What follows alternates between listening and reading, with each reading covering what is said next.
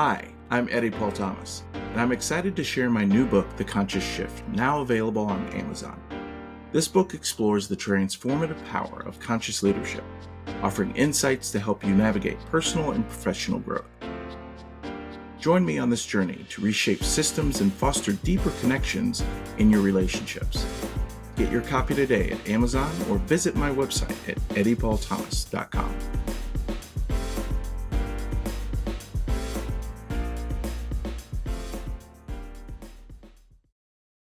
Welcome back to the Unbroken Place. I'm your host, Eddy Paul Thomas, and this week I'm excited to share the introduction to my new book, The Conscious Shift. In this opening, I explore the transformative power of conscious leadership and its potential to reshape our personal and professional lives. Take a listen as we deep dive into the true power of deeper connection and awareness in our relationships at work and at home. Let's go. If you look closely, there's something stirring in the air. Something we can't quite define with numbers or charts, but you can feel it. It's in the way people speak about their jobs, their relationships, their mental health, even themselves. It's as though, for the first time in a long while, people are collectively stopping to ask, what does all of this mean? What am I chasing? What am I truly worth? This isn't just a fleeting trend. It's a fundamental shift that's happening across industries, communities, and homes. I call it the conscious shift. If you want to fully understand and embrace the conscious shift I'll be unpacking in this book, it will require you to honor a request that might seem a little unusual. Let's call it an investment. I'll need you to be willing to sacrifice 10% of your ego. I know it must sound odd to read before you've begun to really turn the pages, but give me a moment to explain why this investment from you is needed. For more than 20 years, this practice of sacrifice has been an investment proven to provide a generous return for those willing to deposit that 10% into the bank of the greater good. This request initially began as a practice I started with student athletes who were either preparing to begin their collegiate career or those who were about to transition from their time as a student athlete into the, quote, real world. At the beginning of the 2000s, I developed a sports ministry called Elevation Performance Training. I was a domestic missionary who found a way of using the kinetic energy of sports to connect with strategically underinvested communities, helping young athletes tap into their full potential. Not just as individuals, but also as teams. At the heart of my work was a commitment to acknowledging their sheer grit, discipline, and sacrifice these student athletes individually brought to the table. I wanted them to know, without a shadow of a doubt, how much I respected the hard work they put into getting to where they were at that point in their athletic and academic careers. But I also asked them to do something else. I asked them to sacrifice 10% of the ego they had built up, the confidence they had rightfully earned, and the perception of their self-worth to unlock even greater potential. Because that ego, while it can be a source of strength, also has the ability to become a barrier to reaching greater potential. It can close you off to new ways of thinking, new approaches, and new levels of success. I knew that if I could get them to set aside just a small part of their self-confidence and embrace a little more humility, they would be able to learn, grow, and experience success that went beyond the individual, achieving something much bigger together. Seeing the growth and success of every student athlete who came through my coaching programs over that decade sparked a major realization for me. The key? Letting go of just 10% of one's ego. That simple yet powerful shift has been the guiding principle I've carried into every role and space I've worked in since. Today, I make the same request of my clients, whether they're entry-level employees or seasoned executives. I start by acknowledging this. You've worked your ass off to get to where you are. Even if you're just starting out in an organization, you've likely put in years of effort, whether that's going through schooling, training, or just grinding it out to earn your spot. And if you're in a leadership position, whether as a director, manager, or member of the C-suite, you didn't get there by accident. You've sacrificed, endured setbacks, and pushed through obstacles to earn your title and place at the table. I'm asking you to let go of 10% of that well-earned ego, not because your individual achievements don't matter. On the contrary, they do. But because clinging too tightly to that self-image, that sense of having made it, can prevent you from seeing new possibilities. It can stop you from evolving, from learning something about yourself that could propel you even further. The conscious shift requires vulnerability, starting by losing your grip on the ego that has served you so well until now. I've seen this shift firsthand in almost every sphere I've worked in, whether consulting for large companies, inspiring entrepreneurs, walking beside nonprofit leaders struggling to create sustainable impact, or working alongside ministry leaders as they guide their communities through this transformation. What I'm witnessing isn't simply a generational change or a response to technological advancements. No, it's something much deeper. A reevaluation of values, a recalibration of what we hold important. The shift is profound, touching the mind, spirit, and work environments in ways very few anticipated in the 90s or early 2000s. The Western world has been built on a foundation of conquest at any cost, because after all, mentality and systems have been built on the dehumanized concept that our practices are just business. Win, succeed, dominate. And it's beginning to crumble. The World Health Organization's 2017 report, Depression and Other Common Mental Disorders, Global Health Estimates, revealed a sobering truth for those who were paying attention. Over $1 trillion is lost every year in business to depression and anxiety. For too long, mental health was something spoken of in hushed tones, dismissed as personal issues rather than a societal challenge. But this report truly exposed how much our workplaces, our cultures, our economies suffer when mental health is overlooked. Imagine that. $1 trillion slipping through our hands, not because people aren't working hard enough, but because they're struggling in silence. Are our workplaces truly designed for people? Or have we continued to build systems where only a fraction can thrive, while others are left behind? We've long operated as if people were simply replaceable parts of a machine, asking for constant output without considering the psychological price. But people are not machines. What have we really been saying about our values? Whether in business, relationships, or personal achievements, we've been trained from a young age to see life as a race with clear winners and losers. But as access to knowledge and shared experiences broaden, as we become more connected to other parts of the world and even parts of our own communities we've never ventured into, a new question has emerged. What if winning isn't enough? What if life, success, work, and leadership aren't about victory over others, but more about transformation within us?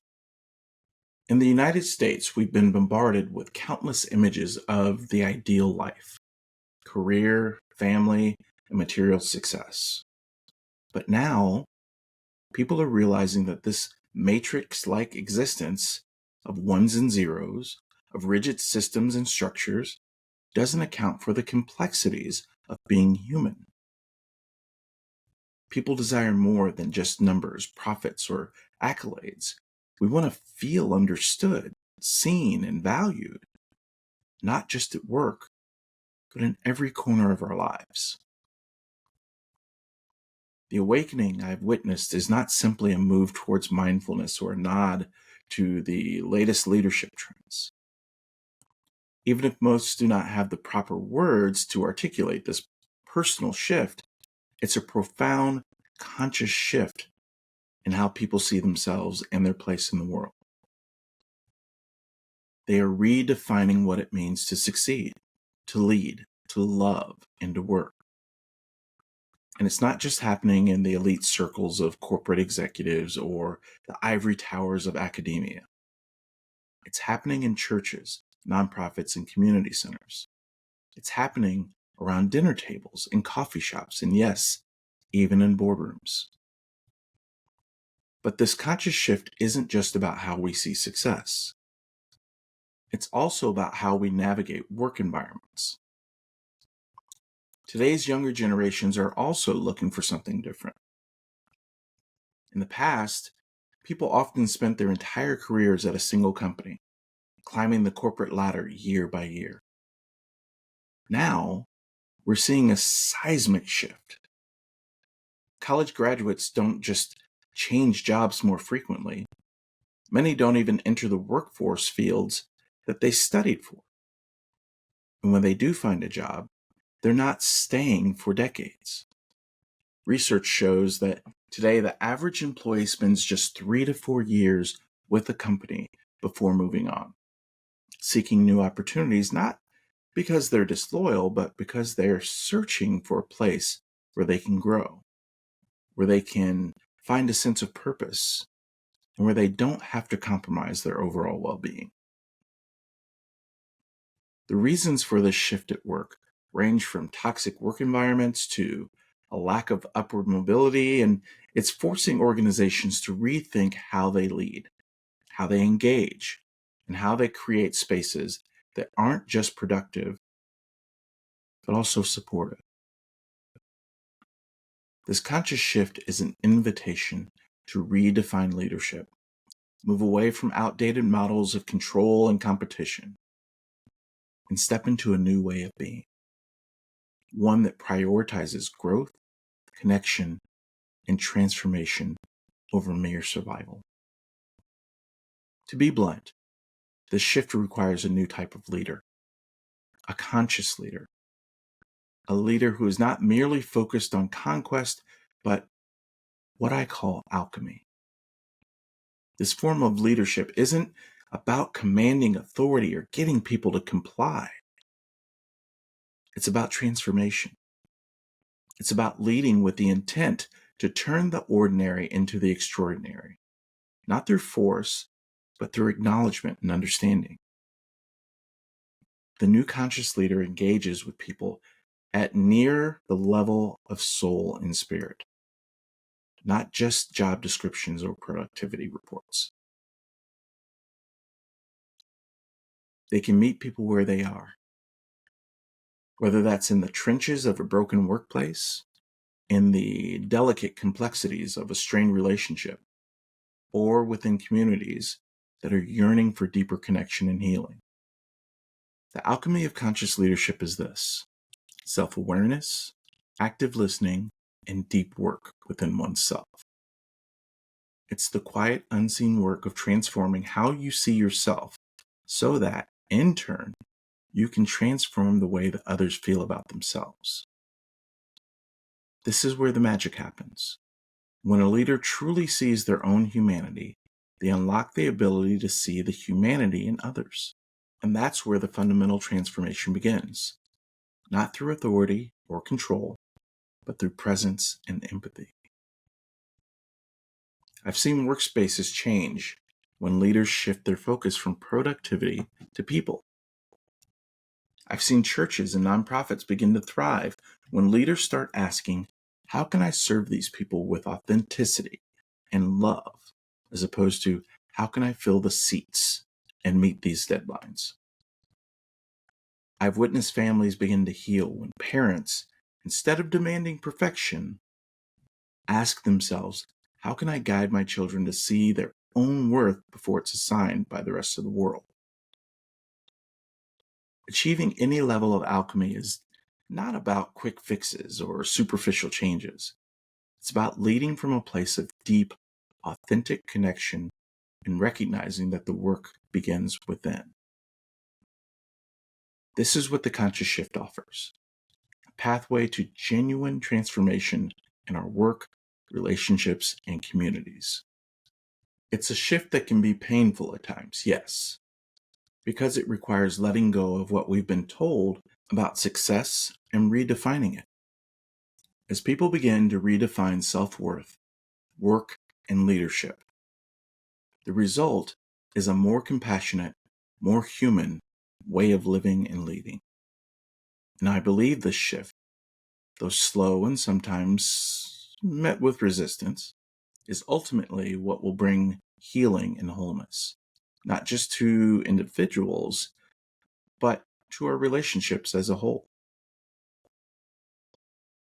We're at a crossroads. Many in the Western world are awakening to what much of the rest of the world already knows: that there's more to life than winning at all costs. And this realization has brought us to a moment where we can choose. Will we continue down the path of control, domination, and exhaustion? Or will we step into a new way of leading, a conscious way, where the goal isn't conquest, but alchemy? This is the conscious shift. It's not easy, but it is necessary. It starts with letting go of just a little bit of that truly merited ego, opening up to faith in what might be, and trusting that because of the work you are about to put in, the best is yet to come. And if you're ready to begin this journey, you may want to consider the Conscious Shift Journal as your companion.